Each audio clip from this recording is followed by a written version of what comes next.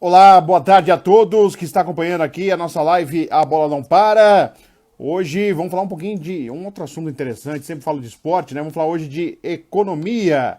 Tá entrando aqui, já vai participar com a gente, uma convidada, já vou até mandar o convite, inclusive, a Mônica Mencaites, a nossa convidada hoje aqui. Vou mandar um convite aqui, a Mônica já mandou, já está escolada, já sabe fazer live também. E isso é muito legal da mesma forma.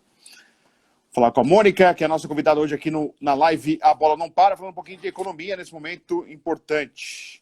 A Paty está entrando aí também. Mônica está por aqui. Cadê? Opa! Olá, Mônica! Tudo bom?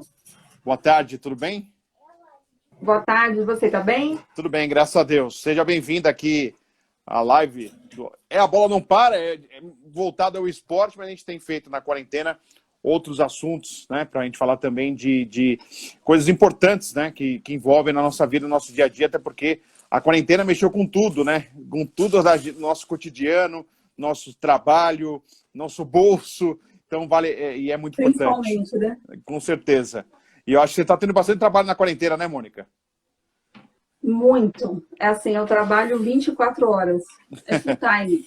Eu imagino. A Mônica, que é economista, mestre em administração de empresas, comentarista e colunista de economia, tem um canal no YouTube, que é o Mais Economia para Você, e é professora também lá da FAM, e a FAM que tem aí cedido alguns profissionais para a gente poder falar de outros assuntos, fora o esporte e fora o futebol. Boa tarde ao João, o pessoal que está entrando. Quem quiser depois colocar qualquer questionamento, qualquer dúvida, qualquer pergunta, a Mônica está aqui também para tirar alguma dúvida, com certeza, da parte econômica, que é fundamental neste momento.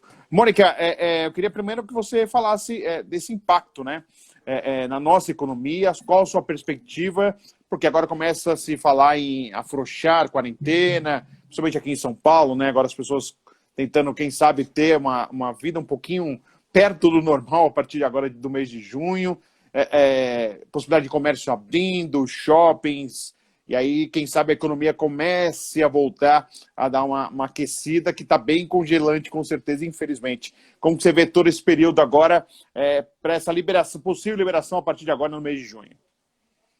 Bom, vamos lá. A crise, no geral, é uma crise global, né? Mas ela atacou o Brasil de uma forma mais perversa. Em que sentido? Nós temos três crises, né? Somos ricos em crises. Uma crise que começou, né, com uma crise sanitária por conta do Covid-19, aí veio, né, a crise econômica por conta do fechamento das atividades no geral, né, e agora temos a crise política. Então, essa junção das três crises só veio piorar. Então, a nossa situação para voltar a antes demora muito mais, né? Então, a gente tinha uma previsão de volta do início do ano que vem, em termos econômicos falando, mas já não é bem assim, né? Porque como a gente tem muito problema dentro da política, a situação econômica só tende a piorar, porque a visibilidade do país fica muito ruim, os investidores não querem colocar dinheiro num país que não se sabe o que acontece com a economia. Aí você tem essas subidas, né, de dólar, as quedas da Bolsa de Valores, então tudo demora um pouco mais. E tem um pequeno detalhe, mesmo abrindo os comércios, alguns setores, gradativamente, ainda nós temos o problema da área de serviços. O que acontece em serviços? Dificilmente ele volte ao patamar anterior. Por quê? Vamos lá. Não se tem vacina ainda. Enquanto não se tem uma vacina, não tem como ter interação social. Você não consegue ir no restaurante, você não consegue ir no estádio de futebol, não tem lazer. Então, é impossível uma volta, né? Então, tem exemplo da China, que não voltou nessa área.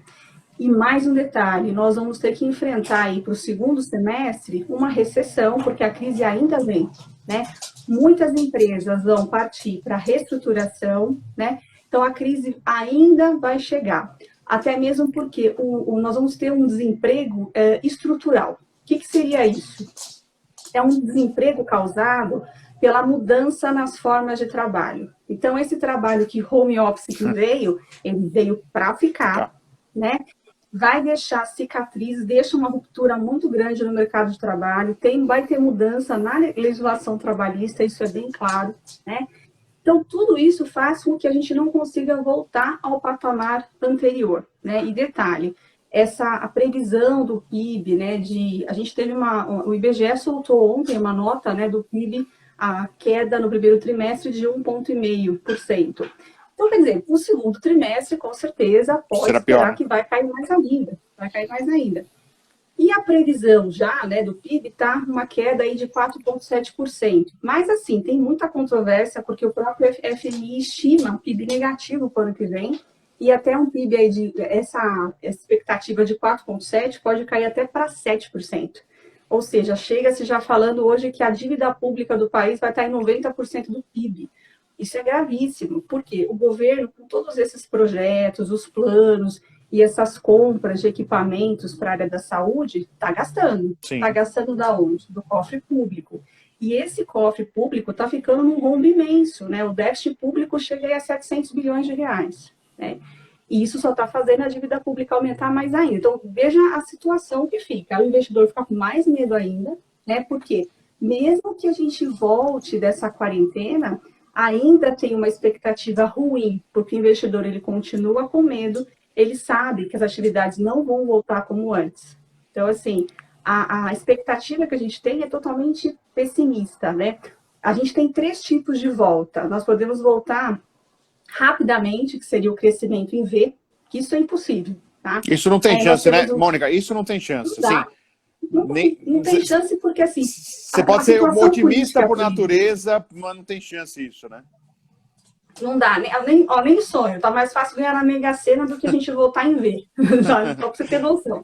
Tem a volta em U, né? O que seria a volta em U? É uma volta gradativa, devagar, que eu tenho um certo problema com isso, porque para a gente ter uma volta em U, seria necessário parar o mimimi político, parar essa briga toda política do STF, a política no geral, entre o governador, entre o presidente, prefeitos, né?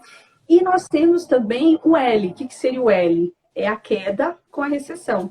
Então, hoje, o que nós estamos? No L, né? Porque a previsão para semestre que vem é recessão, é uma recessão forte, é uma recessão que é histórica, é um desemprego que vem, assim, de forma muito trágica e histórica, algo que a gente não viu. Então, mesmo a gente tendo aí a taxa Selic caindo em 3%, não adianta nada, a gente não tem, as pessoas não têm dinheiro. Então, não tem aonde gastar e não tem o porquê gastar agora. Então, o PIB não tem como crescer realmente. É impossível, né? Sim. E um outro detalhe, você falou logo no começo, né, em relação ao setor de serviços, até para a gente deixar bem claro para as pessoas, poxa, o setor de serviços, o que seria? Vai um exemplo prático, né? Num shopping center, quando for liberado agora para o comércio, para as lojas, a área de alimentação, por exemplo, não deve ser liberada, deve ser só feito para viagem, para entrega, você não ter o pessoal sentado ali na praça de alimentação se alimentando, comendo, isso não será permitido. Então, volta e não volta, seria isso, né, Mônica? Mais ou menos nesse lado da parte de serviço, né? Assim, ainda essa forma de como volta está muito confuso, Sim. Né? Porque, assim, tem fase 1, fase 2, fase 3, mas nada ainda está muito bem explicado, não existem datas. Muita gente pergunta, Mônica, quando volta? Eu falei, a gente não tem datas pré-definidas, tem lá primeira, segunda, terceira fase. Mas o que dá para ficar bem claro é que tudo onde tem maior aglomeração não volta logo. Então, seria a praça de alimentação, seria a parte de futebol, estádio de futebol, faculdades, tudo onde tem muito cinema, teatro, isso são as coisas que vão voltar no final, quando se tiver uma vacina ou quando tiver o problema resolvido. Agora, a área de serviços, ela é uma área muito abrangente, né? Porque ela vai envolver comércio, ela envolve serviços, manutenção, qualquer tipo de prestação de serviço, né? Uber, por exemplo, um agiarista, um segurança de um shopping, saúde, beleza, salões de beleza, manicure, tudo isso é serviço. Só para você ter noção, o serviço é tão grande hoje que ele representa 70% do PIB, ou seja, ele é a área que mais emprega. E durante 5 anos, nós ficamos muito parados nessa área de serviço. Começou a melhorar em janeiro deste ano. Depois de 5 anos parado, o serviço voltou. Em janeiro, ele subiu 1%. Então, quer dizer, deu aquele fôlego. E, assim, muitas empresas já pensavam em contratar. Mas quando pensou-se em contratar, aí veio a pandemia. Aconteceu tudo isso. Agora, o problema da área de serviço, ela já vem de tempos históricos, porque nós temos o chamado de hipertrofia. Por quê? É uma área que cresceu muito e cresceu desordenada. Por quê? Porque a gente tem muito o comércio informal, que seriam os camelôs, Um exemplo, né? e Então, salões, assim, todo mundo quis abrir um salão, ou para fazer unha, maquiagem, ou cabelo, assim, teve uma expansão tão grande, né, essa área de salão, por exemplo, então tinha muito local, mas pouca gente, até às vezes, até público, né, a pessoa quis abrir, e às vezes você tem muito à disposição, mas poucos utilizando esse serviço, por exemplo, né, Mônica? sim, sim, sim. Então, assim, é uma área muito abrangente, é uma área, assim, que para o nosso PIB, para ele crescer, é, é ideal, né? Então, por exemplo, se a gente falar de futebol, por exemplo, quando a gente fala de estádios, ele agrega para o PIB hoje em torno de 1%. A gente Um fala, por é cento pouco, é estádio? pouco. 1%. Dá 0,72, dá quase 1%. Tá. Só que esse 1%, ele representa ali 50 bilhões, 70 bilhões, né? Na verdade, são 50 bilhões. Só que desses 50 bilhões, a gente tem ali 30 que é indireto. No que especificamente? É a pessoa que não vai no estádio, mas ele vai no bar, ele vai lá no restaurante, é o turismo. Então, porque no estádio não pode beber, mas no bar, no restaurante, ele pode beber. Então, tudo isso são consumos relacionados à área de futebol, à área de esportes, né? E existe até projetos já da CBF, de alguns clubes esportivos, de pedir justamente apoio para o BNDES. Por quê? Se a cultura teve um incentivo de 3 bilhões, por que o esporte também não tem, né? Então, é uma forma que também está angariando aí dinheiro para a área de esportes. E ainda até porque é uma área que eu conheço muito bem, que é essa área esportiva, né? Quando os campeonatos voltarem, e pelo menos essa previsão de voltar para junho, final de junho para julho neste momento, é óbvio que a gente fala hoje, pode acontecer alterações, aumentar o número de casos e tudo isso ser adiado mais uma vez, porque já tentou em maio um movimento para tentar voltar e não deu certo. Tudo será portões fechados, são 40 pessoas por cada delegação que eles querem, mais a equipe de arbitragem, bem restrita, sem serviço de alimentação, segurança limitada, diminuída, porque vai ter menos gente, não vai ter torcida, serão portões fechados. Terá a equipe de apoio limitada também, aquela pessoa que trabalha ali na parte de organização do evento, que está lá somente para o dia do jogo. E nós, da imprensa, só 35 serão liberados, mas da TV Globo, que detém os direitos de transmissão. Nós, que não somos da TV Globo, por exemplo, nós não estaremos no estádio. E se estaremos, nós estaremos num setor reservado, onde a gente não tem contato com os atletas. Vai ser coletiva virtual. Então vai lá muito mais para acompanhar o jogo do que realmente trabalhar nele em si, com reportagens, com entrevistas. Isso não vai acontecer. Ou seja, tem um impacto muito maior, que não é só os jogadores que estão sem trabalhar, mas olha quanto, né, engloba quantas pessoas sem trabalhar. O comércio em volta. O comércio em volta, né, que tem o comércio informal, né, que a gente sabe que não seria permitido, mas a prefeitura às vezes faz vistas grossas, com camelô, vendendo as coisas de time, o lanche, tudo isso a gente sabe, mas que movimenta a economia, porque eles estão lá no estádio. E o torcedor não indo, menos dinheiro está entrando para o clube, menos consumo de camisa, comprar camisa, faixa, o que quiser, qualquer adereço do time. Então vejo que envolve só a parte do esporte, a parte do futebol, né? Então realmente não é fácil, né? Empresas que patrocinam também, que tem as diminuições, as declarações de imposto de renda, as deduções, tudo isso está envolvido. Então, ele envolve muitas áreas, muitas empresas, né? E perceba que tudo que você falou aí é uma mudança estrutural. Sim. É já a mudança estrutural, que a gente tem que se adaptar para se manter no mercado de trabalho, né? A gente tem que... a gente nós já engolimos isso, né? Foi meio que a seco. A máscara é um exemplo, né? A máscara será algo que a gente vai conviver há um bom tempo, né, Mônica? Não, já virou utensílio de moda. Né? A gente tem máscara de tudo quanto é cor já, né? Então, é uma mudança estrutural mesmo que veio para ficar. A própria educação, o que nós demoramos aí 10 anos para mudar para o online, agora a gente foi obrigado a ficar na educação, no estudo, por enquanto está online. Até o Ministério da Educação também... a falar quando que a gente volta e também não sabemos quando, né? E, aliás, até vai ter que pensar em mudar, porque tem horas-aulas, né? Tem quanto que pode ser online, quanto que tem que ser presencial, tudo isso até que tem que ter uma alteração, caso isso seja uma coisa mais duradoura em relação a essas aulas online, né, Mônica?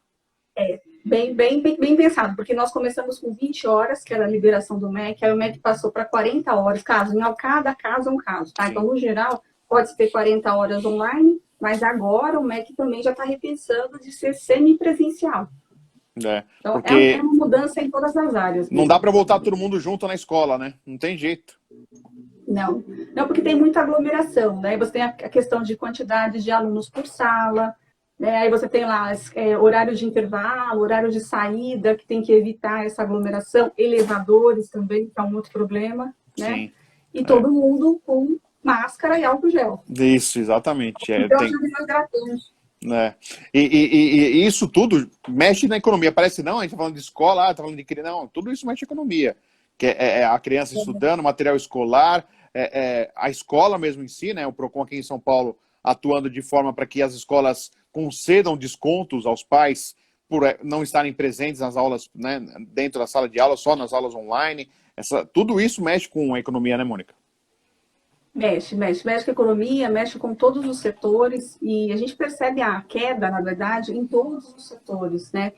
Onde não mexeu muito, que a gente percebe, foi em termos de alimentação, né? Que seria supermercado. Mercado aberto. Farmácias. Aliás, tem cada preço, hein, Mônica? Hein? O arroz, o feijão virou preço de ouro, o arroz também. São artigos de luxo hoje em dia, infelizmente. Sim. No mês passado, o tomate chegou a R$9, Exatamente. R$10. Né? Então, o que acontece? A gente tem inflação em alguns produtos e deflação em outros. Por exemplo, em abril, o que nós tivemos aí? Inflação, né? Justamente em produtos que as pessoas estavam comprando mais, que seria alimentação e bebida. Porque o shopping está fechado. Não tem onde o pessoal passear. Aonde vai passear? No supermercado. Aí o supermercado ele é todo lotado durante 24 horas. Né? E as pessoas ficam em casa, a gente brinca, mas até falo que o pessoal conversa, gente, você fica em casa trabalhando, você vai comer mais, claro. Você vai beliscar mais, então você precisa comprar mais, né? Aí o pessoal tirou, professor, até o papel higiênico aumentou de preço, eu falei, mas claro, se você come mais, você vai precisar de mais papel higiênico, você vai usar mais. Então, é a lei da oferta e demanda, quer dizer, você comprou mais, a demanda aumentou, então o preço aumenta. Já, né, aqueles produtos que não eram não estão sendo tão comprados, o preço caiu, que foi o caso de televisores, eletrodomésticos, porque as lojas físicas estão fechadas. Claro, você pode comprar online, mas é um pouquinho mais difícil. Então, fez com que o preço caísse. Agora, outros produtos como celulares, computadores, câmeras, utensílios, né, tudo para que a gente usa na área de TI, na área online, tudo dobrou de preço. Porque as pessoas estão comprando mais, estão precisando para o trabalho. Então, a tendência é o preço a subir. Eu, por exemplo, às vezes eu faço a compra em mercado, assim, uma coisa que me assustou do preço do valor, uma coisa até parece boba. Batata palha. Batata palha você compra por R$4,30, R$4,50, às vezes em promoção, R$3,50 já peguei. Tava custando outro dia 7, 8, quase R$9. Pacote de batata palha. Você imagina, então, fora o que eu falei, o feijão, do arroz, né? Que o pessoal tá em casa fazendo lanche, essas coisas, tá usando mais. Salgadinhos, no geral, chocolates, as guloseimas aumentaram muito. Exatamente porque as pessoas estão em casa e estão consumindo mais. Eu sei porque eu sou consumidora de tranqueirinhas, assim, enquanto eu estou trabalhando, e eu vejo que aumentou muito. Agora, claro, tem comerciante também sacana, né? Por isso que o Procon está atuando justamente, né? Porque é algo estranho, meio que semanal. Uma semana você percebe que o pacote do arroz está mais caro, na outra semana ele está mais barato, mas aí foi passado para o feijão. Hoje já está R$14 o pacote de 2 quilos aí, vai, uma marca boa, R$14. Outro dia estava 22, essa mesma marca, dá 2 semanas estava 22, agora está 14. É isso mesmo. Mas também o consumidor também tem um pouco de culpa. Por quê? Quando se fala na pandemia, todo mundo compra um monte, compra muito. Então, assim, a pessoa compra para estocar. Então, automaticamente, às vezes o mercado não tem como repor aquilo no momento. O que ele vai fazer? Ele vai enfiar a faca, ele vai colocar o preço alto também. Aí, quando falou-se que possivelmente teria lockdown, pronto, foi aquela loucura no mercado também. Todo mundo achando que não ia poder sair nunca mais de casa. Então, todo mundo vai lá e compra de novo, aí o preço aumenta. Então, assim, a economia gira, a lei da oferta e procura. Você compra mais. Então, o que eu falo, não compra, tá caro, troca por uma marca parecida. Compra um bem um pouquinho, algo mais inferior neste momento, porque aquilo que está lá, que está caro, o tomate, a batata, o arroz, ele vai estragar. Então, quem está vendendo, o ofertante, ele vai ter que diminuir o preço. Se a gente não toma uma posição em relação a isso, o preço vai ficar caro sempre. Com certeza. Deixa eu aproveitar, tem aqui ó, o Tiago, o Joaquim, Davi. 14 de 2009. Mas com algumas coisas abrindo em que vai afetar, sendo que o shopping vai ter uma quantidade de pessoas, sendo que a praça de alimentação não vai abrir. Na verdade é isso que a gente está falando, né? A praça de alimentação não deve funcionar e as lojas abrirem com limitações, né, Mônica? Eu acredito que, assim, número X de pessoas dentro da loja, na própria circulação do shopping, eles devem ter um controle maior, eles vão ter que mostrar isso em São Paulo, né, a gente está falando, mostrar um plano para a prefeitura, olha, a gente vai abrir dessa maneira, com as lojas dessa forma, e cada loja deve montar um plano de acesso às pessoas. Acho que vai ser por aí, né, Mônica? Isso, é isso. Na verdade, as lojas vão ter que, o comércio em si vai ter que, vamos dizer assim, vai provar por A mais B que ele pode abrir, que ele vai estar aberto com toda a segurança possível e a prefeitura vai ter que aceitar ou não isso, né? Aí é uma outra questão burocrática. Sim. Mas mesmo assim, a economia não volta.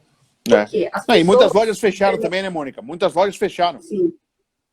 Porque assim, é difícil. Como que uma empresa hoje vai se manter fechada pagando aluguel?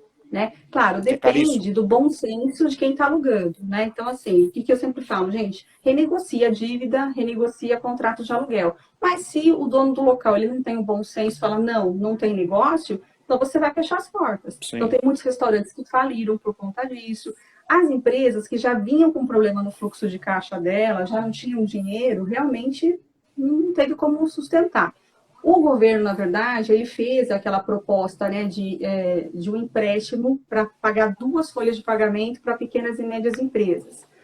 Foi bom, foi interessante para pagar as 2 folhas, só que não basta só isso. Tem muito mais custos e despesas para uma empresa e, detalhe, muitas empresas não conseguiram, ainda estão na espera. Porque, infelizmente, no Brasil ainda, para pegar empréstimo, é difícil, é muito burocrático. Então, por mais que o governo lançou isso, é a mesma coisa do auxílio emergencial. E a gente vai falar sobre o auxílio emergencial. A gente vai falar a respeito, mas até então vou segurar um pouco, eu espero. Até sobre esse gancho de empréstimo, né, Mônica? A gente está vendo vários comerciais de diversos bancos. Estamos aqui com você, estamos só chamar, nesse momento difícil vai passar. Aí o cara vai lá no banco e é totalmente diferente do que se fala no comercial. O crédito não está tão fácil assim, os juros estão altos e não existe essa moleza toda para fazer negócio. Queria que você falasse um pouquinho a respeito. Realmente, se fala de uma forma e na prática é outra, ou é caso a caso, depende do que valor, depende da situação da pessoa financeiramente, pessoa física, pessoa jurídica. Eu sei que é um assunto bem amplo, mas de alguma forma eu sinto e vejo algumas pessoas reclamando que quando vão no banco, sentindo que poderiam ser ajudadas, mas que o banco fosse mais compreensiva nesse momento, continua a mesma forma como fazia quando a gente estava antes da quarentena. Então, vamos lá, para resumir um pouco a história.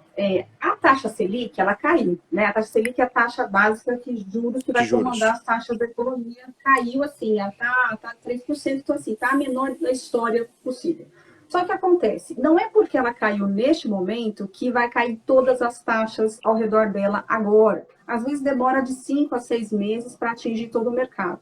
Então, assim, alguns bancos, né, facilitaram com a diminuição da taxa. Então, assim, vai de banco para banco. Mas, de qualquer jeito, não está fácil de pegar. Por quê? O empréstimo é burocrático, né? E numa situação que você, às vezes, não tem emprego, ou não tem uma renda ali para que você possa garantir que você vai pagar novamente para o banco, o risco está muito alto. Então, o risco de você não pagar está muito alto. Então, o banco dificulta mais. Isso é histórico, sempre foi assim. Então, não existe moleza. Não existe isso, eu vou te ajudar. Não, não tem almoço grátis. Não tem almoço grátis. Não é assim, né?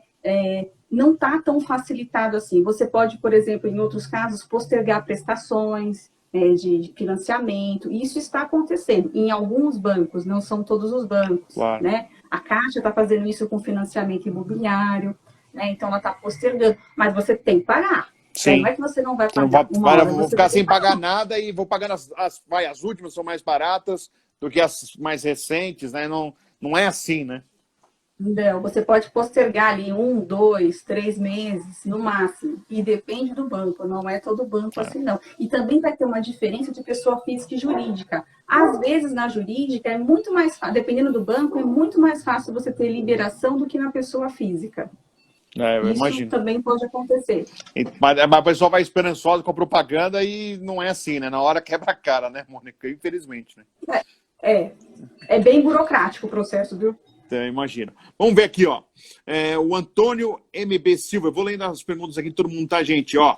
O Antônio, Brasil corre o risco de quebrar diante de todos os gastos que está tendo, incluindo a ajuda emergencial. Eu vou pedir só para a Mônica falar sobre essa resposta mesmo, mas o Auxílio eu quero ainda falar a respeito mais propriamente Tá. desse assunto. Mas a chance do Brasil quebrar ou já está quebrado, a gente não está sabendo, hein, Mônica?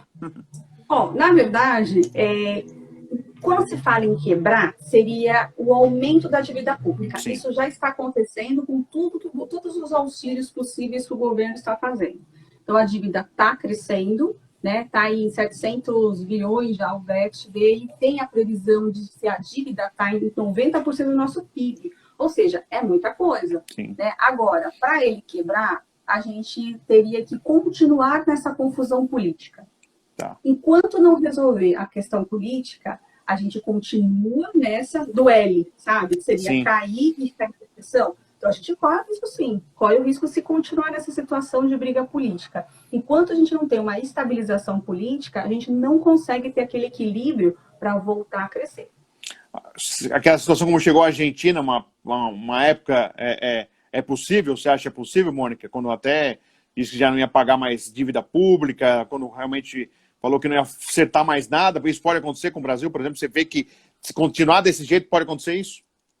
Sim, se continuar desse jeito, nessa confusão política, e principalmente com o STF, corre esse risco sim. Mas acertando essa questão política, ameniza. Aí a gente não passa por... Engraçado, isso há 2, 3 anos atrás, o pessoal falava assim, eu posso investir em título público, garante que o país nunca vai quebrar, garanto, pode, melhor no título público. Agora, eu falo, não, calma um pouco, porque agora é tudo complicado, tudo muito arriscado. O Juliano Stepan, não sei se é Stepan Juliano ou Juliano Stepan, os bancos são eternos genocidas financeiros, eles nunca estão aptos para ajudar no sentido real da palavra. Realmente o que aparece no comercial, infelizmente, não é o que acontece na prática. Quem está lucrando hoje são os bancos. Com certeza. É o banco. O banco e as funerárias, né? Porque assim, o banco ele lucra com a desgraça alheia e a funerária também. Porque as funerárias começaram a ligar para a casa das pessoas oferecendo pacotes. E assim, a mudança já estrutural, olha como é que faz. É o robozinho que liga para a tua casa, não é mais o atendente. É o robô que liga oferecendo algo novo para você que vai mudar a sua vida. De fato, né? A funerária vai mudar realmente. Literalmente. Né? E, aliás, quando a gente recebia aquela ligação, isso antes, né? Oferecendo um plano para a gente ir pagando a funerária, né? Ou ter um jazigo, inclusive. A gente fala, pô, você tá me gorando, pelo amor de Deus, mas olha, acho que antigamente ele devia ter aceito, estava mais em conta que hoje pelo jeito... Sim, não, hoje o preço está super alto, lei da oferta e demanda, subiu. Vamos ver aqui, o Marcos Tchuki, 2020, uma pergunta, os governantes se preocupam com a economia, mas se o comércio abrir geral, haverá mais mortes, defunto não sustentará a economia, ideal não seria sair só quem precisa mesmo. Agora, assim, Mônica, é claro, eu entendo o posicionamento do Marcos, mas...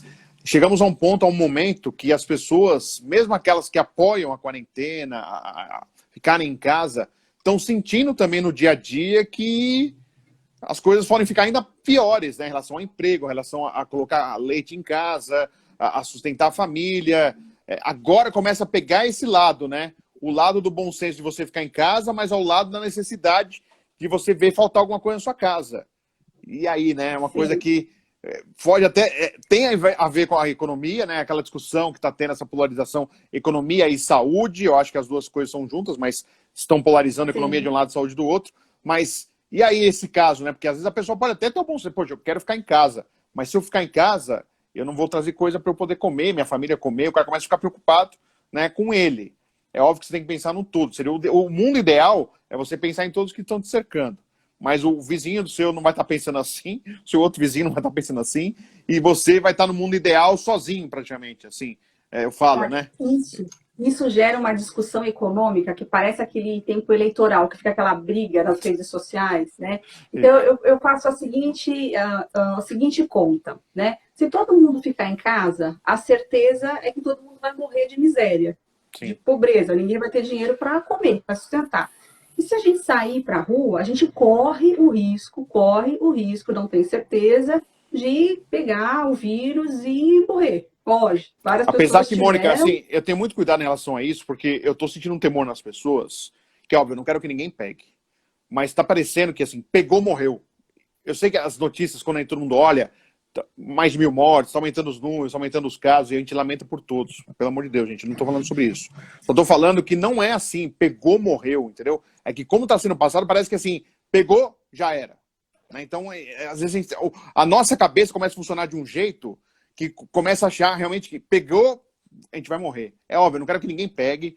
Lamento muito que tudo que está acontecendo. A gente fica triste, inclusive, que a parte política está sendo maior que esse momento da vida das pessoas. Mas também tem esse lado, né? A gente tem que pensar que a possibilidade de você pegar, você não ter sintomas, se pegar uma coisa leve, entendeu? E se você ter mais Depende cuidados. muito da São imunidade de cada um. casos e casos, porque assim, eu estou muito preocupado com isso. Eu tô vendo as pessoas com medo desse. Ai, agora vai liberar, tá com fobia da liberação. Né? As pessoas estão com medo que vai liberar. Então, assim, porque isso a gente vai conviver, não tem vacina ainda. Então não tem jeito, a gente vai ter que conviver com isso. Então, nossos hábitos terão que mudar, nosso comportamento terá que mudar. Algo que a gente já deveria fazer faz tempo, em relação às mãos, à higiene, ao uso de álcool em gel. Já no H1N1 já se falava do uso do álcool em gel, por exemplo. E a gente, Sim. a gente não fazia. Não adianta falar, eu já fazia. Se for, é um caso raro. Mas, assim, não fazia. Então, assim, esse é o meu medo, assim, esse pavor de peguei, morreu, né? E não é assim, né? Graças a Deus que não é assim. E lamento muito por tudo que já aconteceu. Eu gostaria que não tivesse ninguém morrido, infelizmente, em virtude do Covid. Mas você sabe uma coisa que também me preocupa e tem me preocupado muito, é que os dados da quantidade de mortos do Covid, eles são dados que não estão corretos. Por quê? Existe um viés muito grande, existe um protocolo hoje, que todo mundo que morre neste momento, ele é colocado no atestado dele que morreu de Covid. Eu tive, por exemplo, um amigo que faleceu de 95 anos, mas por um outro motivo, foi colocado lá. Tive um primo que foi por um outro motivo, que infartou, foi colocado, falou, poxa, se eu tive na minha família, do meu contato e amigos, que aconteceu, que não tinham a doença e faleceram e não foi de Covid, você imagina quantos podem ter acontecido. Então a gente não tem um dado concreto. E também Então, o outro lado, né, Mônica? A subnotificação, né? Ter mais casos que a gente acha que tem também. Tem esses dois lados, né? Então, assim, o viés é muito grande, porque, assim, pelo protocolo, então todo mundo que morreu nesse período é de Covid. A Paty, que está aqui, ajudou a gente aqui na promoção, não, na entrevista, a gente fala economia, já falei promoção já. Ela está falando exatamente a pergunta que eu fiz em relação, até eu tinha conversado com ela a respeito, que eu queria tirar essa dúvida com ela, sobre se facilidade parece ser de crédito que se faz nas propagandas, e na verdade isso não é isso, né? O Lessante 0432, o shopping vai ter restrição de horários, provavelmente, ainda não existe ainda uma definição, mas eu já até respondo no lugar da Mônica, mas é isso, acho que os horários deve ter uma restrição de horários ainda, até porque os serviços entregues pelo shopping não vai ser como você tinha antes da quarentena neste momento. E muitos serviços a gente vai comprar online e só vai buscar como está mais ou menos acontecendo agora. Tem o drive-thru, né? Alguns shoppings têm o drive-thru, você compra e vai buscar no shopping, isso aí. Joy Nascimento, até quando vamos trabalhar com a carga horária reduzida? Tem algum prazo? Acho que é de caso para caso, setor e serviço para serviço, né, Mônica? Como que é? Porque na verdade, hoje, você pode ter uma redução aí de 25%, de 50%, de 70% de redução de carga horária e de trabalho. Inicialmente eram 3 meses. Mas, como é medida provisória, nada impede de o governo ir lá e colocar outra medida. Então, até então, eram 3 meses. Tá. Vamos ver aqui. Qual é o percentual de esperança? A Angelita Grola está perguntando. Qual é o percentual de esperança que o povo brasileiro deve ter, hein, Mônica? Isso aí já virou... O economista vira, nesse momento, uma astróloga, uma numeróloga, prevê o futuro. Olha, e assim, o que é bem claro, não é uma situação, eu não vou ser otimista, vou ser pessimista, é o que está acontecendo agora, a gente sabe que a crise virá. Então, ainda em agosto, a gente vai enfrentar a crise. Então, de repente, quem não foi demitido pode estar sendo demitido agora. Quem está sem emprego pode continuar sem emprego. Então, a previsão é ter alguma esperança no meio do ano que vem. Mas, claro, na economia, a gente depende de vários fatores. Então, hoje, o que mais impacta na economia, em qualquer setor, e principalmente agora, é a política. Sim. Se a gente tiver um equilíbrio político, parar essa confusão, essa briga, essa falta de respeito que está pela população, aí sim a gente consegue voltar a crescer. Claro que tem condição de crescer. Nós começamos o ano crescendo, nós estávamos engatinhando. O problema é que o país ele volta a funcionar pós-carnaval. E abriram as portas para o vírus no carnaval, né? E aí aconteceu, passou o carnaval, quando a economia ia começar a ingressar, pronto, tivemos que parar. E estamos parados aí até hoje. Entendi. O Marcos está falando em relação a algumas porcentagens, Marcos. A discussão não é nem essa, Marcos. É exatamente o medo das pessoas. Eu estou sentindo as pessoas com medo como se fosse algo... É mortal, é óbvio. Mas não é assim, eu peguei isso, eu morri, entendeu? Tem que ver, cada caso é um caso, assim. Esse tem medo... vulneráveis também, mais vulneráveis. E esse medo, é isso que atrapalha também, inclusive a economia. Esse receio, para a economia começar a girar, as pessoas quererem sair para a rua, porque tem a sua vida normal, as coisas vão voltar. Você vai ter que voltar a trabalhar, você vai ter que voltar a estudar, você vai ter que voltar a comer, você vai querer se divertir de alguma maneira. Estão falando já que a nova saída agora é a volta do drive-in, para ver filme, para ver teatro. Com os carros, você parar com o carro e assistir filme, assistir teatro. Já existe, já está acontecendo em alguns países fora. Aqui. Tem as baladas, né? As baladas que são no carro, o pessoal no que carro. passa. Eu tenho uma reportagem disso. O drive-in vai igual uma coisa que era da década de 70, 60, o início de 80. Olha que mudança estrutural. Poderemos voltar a ter o drive-in para cinema, para teatro, para outras atividades. Missa, já está tendo missa com drive-in. Missa já está tendo.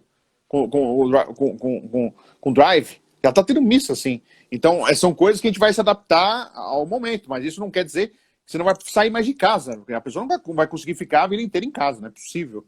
Alguém vai conseguir ficar. Igual as compras online, né? Por exemplo, hoje a gente está comprando muito mais online. Eu, particularmente, não gosto de comprar nada online. Então, Sim. não é que eu vou mudar o meu hábito. É que dá mais trabalho de trocar, puder, a gente pensa, a gente gosta de olhar, às vezes a gente tem muito, o brasileiro tem muito que querer tocar, de olhar as coisas. E outra, demora para chegar, né?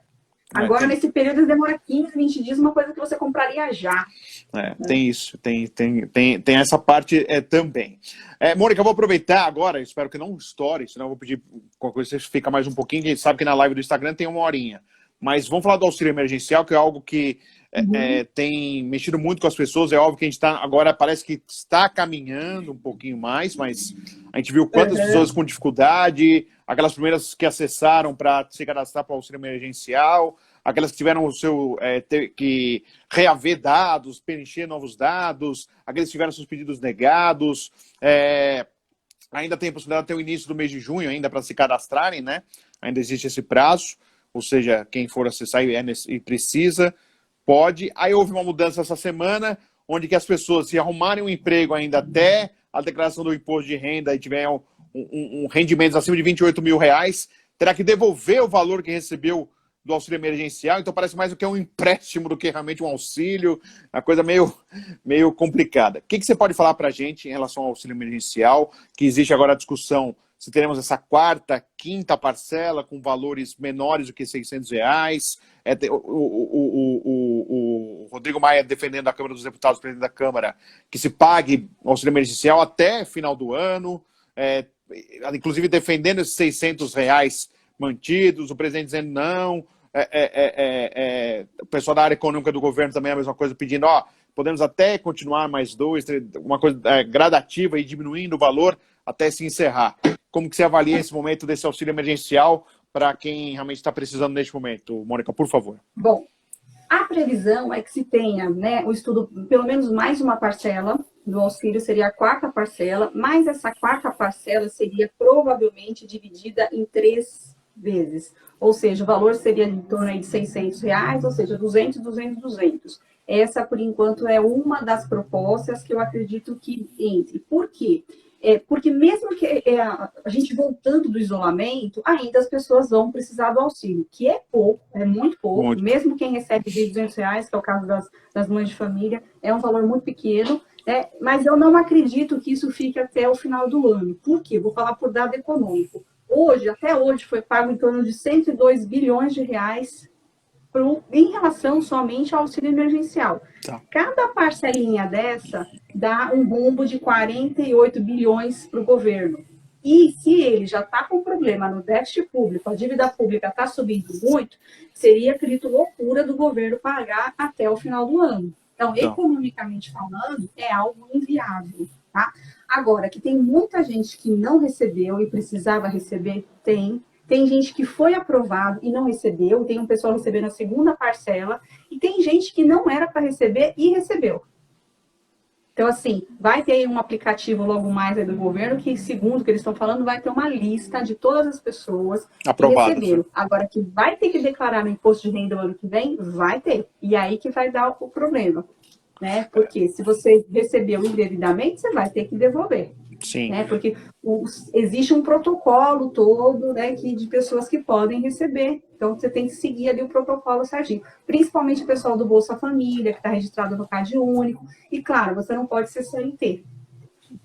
Mas um detalhe, né, Mônica? Só vai ter que declarar o imposto se você receber acima de 28 mil, né?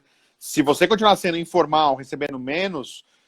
Essa obrigação dele, senão o pessoal acha que vai, eu nunca declarei, vou ter que declarar, o cara começa a já ficar meio que nervoso. Isso não vai acontecer.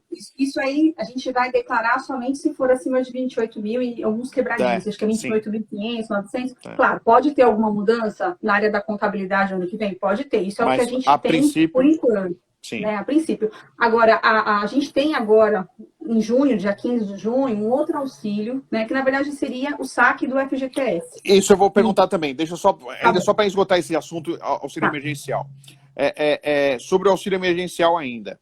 Algumas pessoas receberam a primeira parcela, e agora, quando receberam a segunda, não puderam sacar imediatamente o dinheiro, puderam utilizar para pagar contas, naquela poupança digital da Caixa, pelo aplicativo. E só agora, dia 30, pode tirar o dinheiro. Isso que o governo faz, Mônica, é porque ele está sem dinheiro e ele não tem físico, o dinheiro físico, e esse dinheiro movimenta-se a economia. Queria que você explicasse um pouquinho por que essa opção. Porque às vezes a pessoa precisa do dinheiro físico e não tem. E aí a pessoa quer pagar as contas e não quer, às vezes é um dinheirinho que ela usa no dia a dia e não consegue, tem uma dificuldade em relação... É óbvio que a gente já vê os supermercados aceitando o auxílio emergencial como forma de pagamento. Você pode fazer compra na internet com auxílio emergencial, mas o porquê dessa opção, até para você explicar para as pessoas por que o governo fez isso.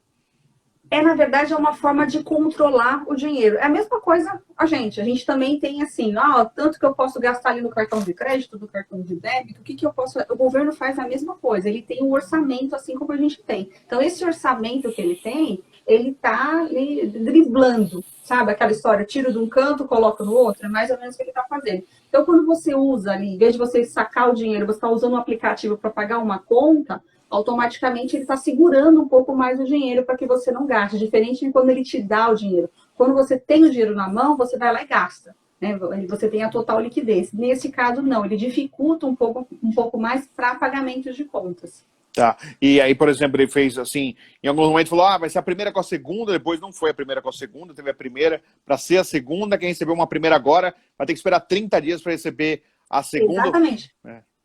Porque a proposta inicial era isso.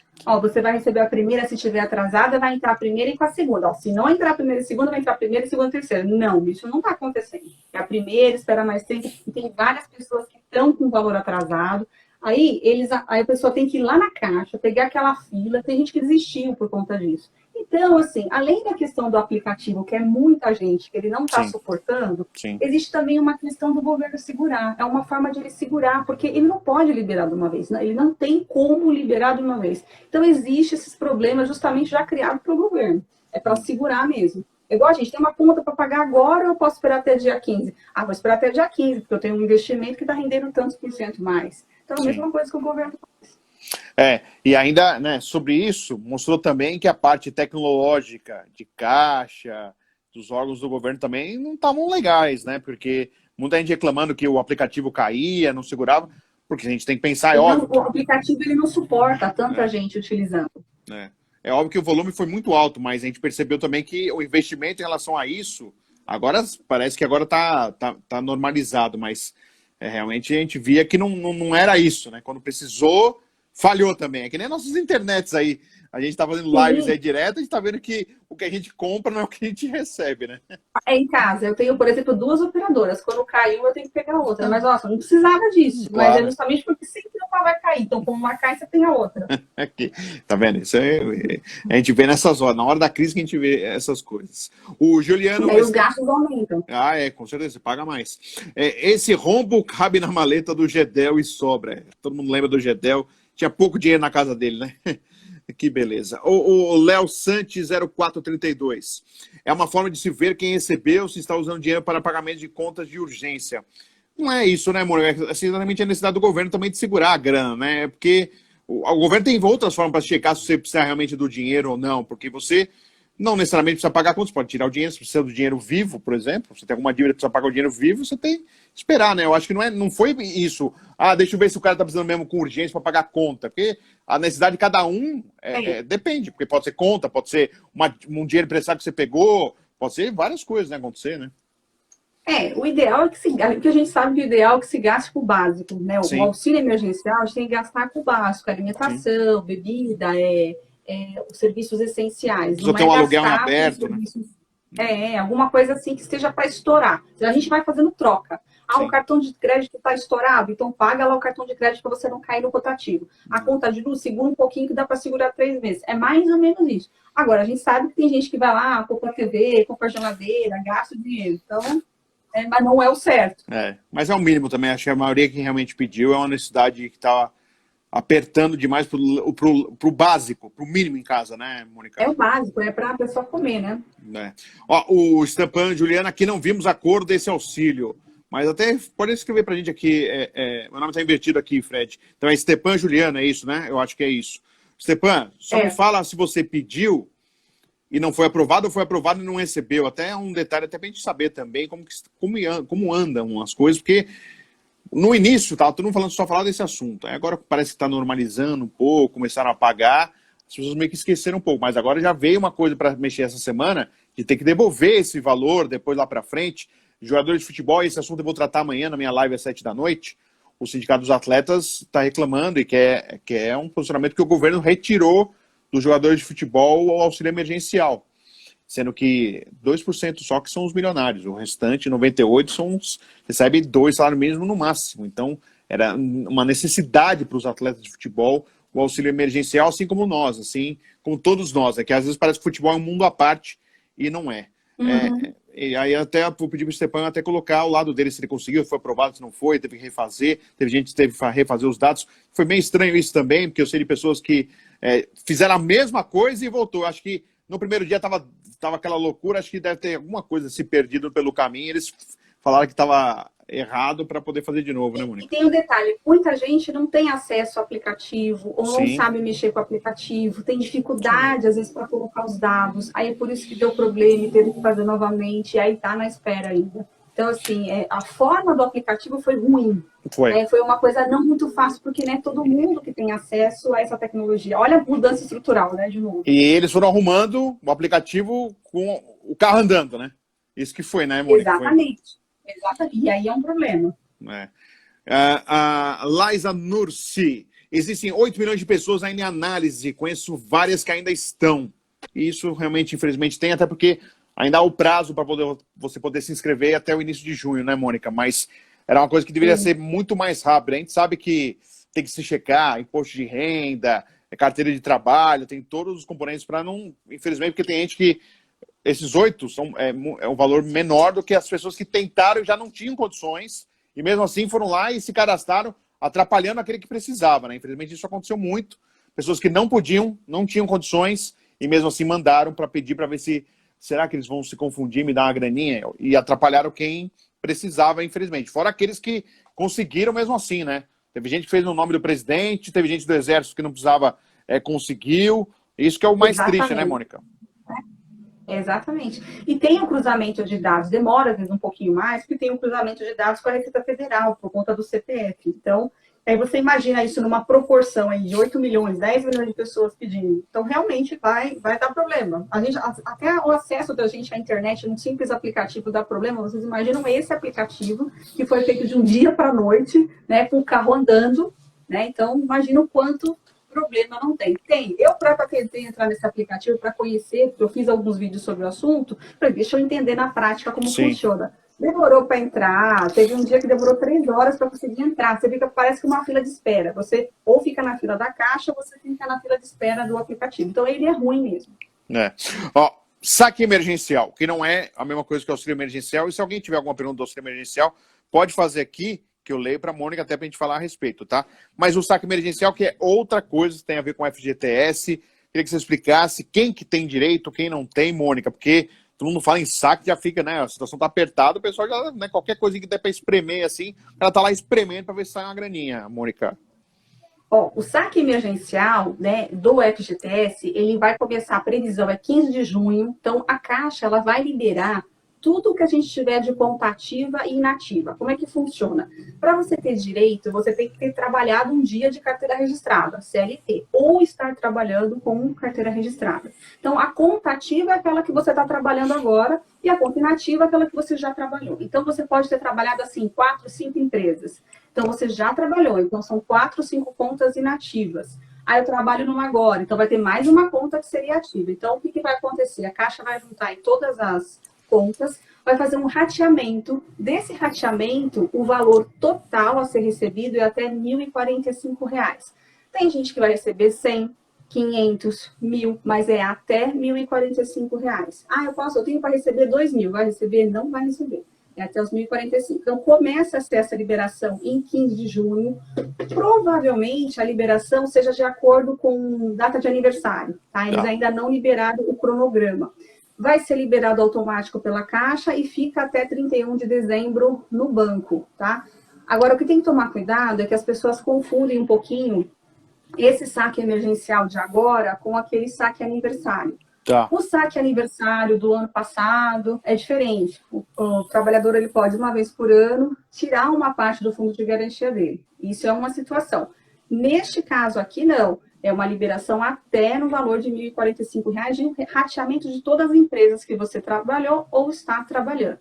Tá? Então, são coisas diferentes. Então, com certeza, todo mundo vai ter dinheiro, alguma coisinha aí. Todo mundo mesmo, Mônica? Todo mundo?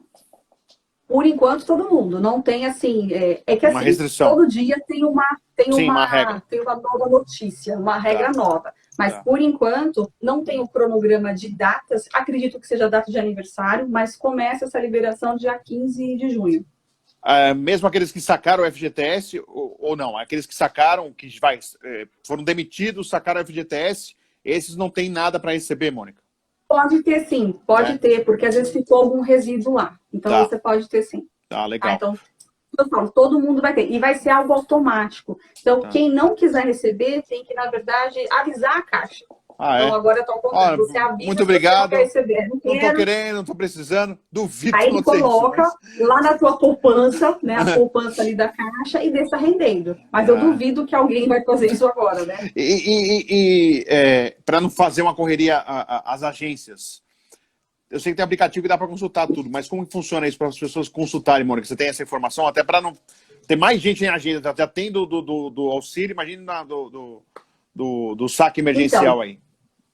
No site da Caixa, a gente consegue, cada um consegue observar se tem direito ou não. Mas eu acredito que alguma coisa será feita dentro desse próprio aplicativo para facilitar. E se eles forem pensar em facilitação, será algum aplicativo. Mas, por enquanto, no site da Caixa, a gente consegue, com o número do PIS, PASEP, o número da carteira, a gente consegue descobrir. Tá?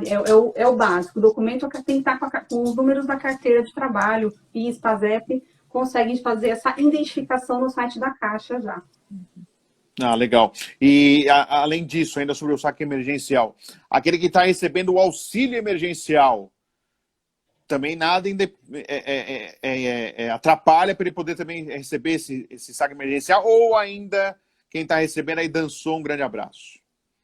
Por enquanto, o governo não falou nada sobre isso, né? Porque você pode receber o auxílio emergencial, porque se você não é CLT no momento, Você mas está você pode ter desempregado, sido. né? Ou seja, você pode ter a conta inativa. Então, Sim. por enquanto, ainda não foi criado nenhum critério em relação a isso, mas pode ser que criem.